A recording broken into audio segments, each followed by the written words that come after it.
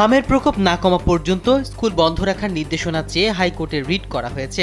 সেই সঙ্গে সম্প্রতি দেশে হামের কারণে ৪৭ শিশুর মৃত্যুর ঘটনায় উচ্চ পর্যায়ে তদন্ত কমিটি গঠন চাওয়া হয়েছে।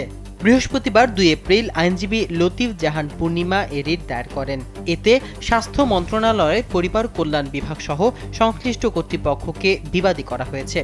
রিটে আদালতের কাছে একটি পূর্ণাঙ্গ প্রতিবেদন দাখিলের নির্দেশ চাওয়া হয়েছে, যেখানে মৃত্যুর প্রকৃত সংখ্যা, সংক্রমণের হার, টিকাদান কভারেজ, টিকার প্রাপ্যতা এবং গৃহীত পদক্ষেপ বিস্তারিতভাবে তুলে ধরতে বলা হয়েছে।